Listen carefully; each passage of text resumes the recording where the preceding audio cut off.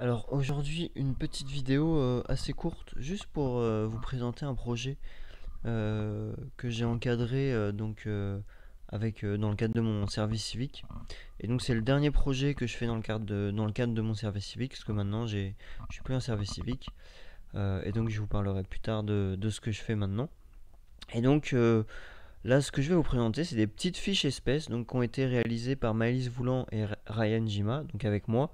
Et on se base en fait sur des fiches espèces qu'on fait une classe de seconde 5 dans le lycée Saint-Charles à La Réunion. Et donc voilà. Donc on a fait nos petites fiches espèces. Alors avant, il y a une petite présentation de ce que c'est qu'une espèce endémique, indigène et exotique. Donc je vous mets le lien du diapo en description. Et donc je vous laisse donc récupérer ça et lire tout ça. Et ensuite, on présente nos espèces. Donc bon, ils se sont amusés à mettre des petites animations. Donc, première espèce qu'on présente, donc le bois de sable, hein, Indigofera amoxylum. Donc, espèce de la famille des fabacées. Alors, il y a beaucoup de fabacées à La Réunion, et donc une espèce endémique. Voilà, donc je vous laisserai venir si ça vous intéresse. Regardez donc le diapo. On a le bois de paille en queue, donc une espèce qu'on retrouve donc sur les falaises de La Réunion, hein, surtout les falaises sur la route du littoral. Donc c'est une astéracée endémique. Et puis il se pourrait même que ce soit en fait une... Enfin on dit que il y en a dans les mascareilles, mais en fait c'est possible que ce qu'on voit à La Réunion, c'est que l'espèce de La Réunion. Parce que c'est vraiment une espèce halophile à La Réunion, alors que dans les autres endroits, c'est pas forcément des coins où il y a vraiment de présence de sel. Donc il pourrait y avoir une spéciation à ce niveau-là pour le bois de paille en queue. Ensuite on a le bois de cabri blanc, donc Antidesma madagascariense. C'est une espèce indigène de l'océan Indien en gros.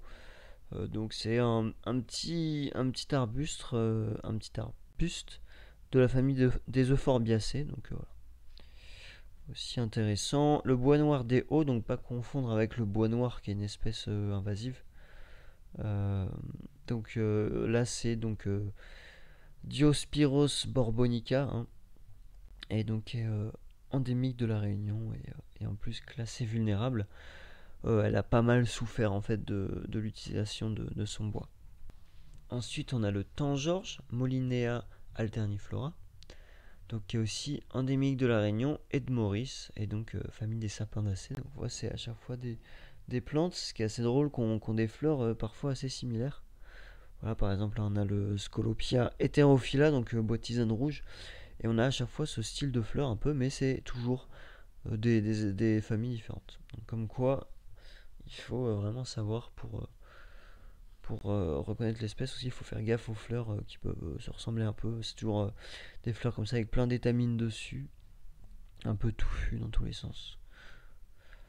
Alors le bois d'arnette aussi, très joli, donc Dodonaea viscosa, qui est indigène de la Réunion, originaire d'Australie. Donc c'est-à-dire qu'en fait, à la base, l'espèce a été conçue, entre guillemets, je sais pas si on peut dire ça, mais elle est apparue en Australie. Et ensuite, elle est arrivée à La Réunion, mais pas par l'homme. Enfin, en tout cas, en théorie, elle n'est pas arrivée par l'homme. Et donc, on considère qu'elle est indigène, stricte, parce que c'était une espèce qui était déjà là quand on est arrivé. Vers 1600. Donc, c'est il n'y a pas si longtemps, au final. Donc, c'est peut-être une espèce qui est arrivée là aussi un petit peu avant. Euh, voilà. Alors là, on change un peu de style. On a le change écorce, hein, donc Afloia teiformis.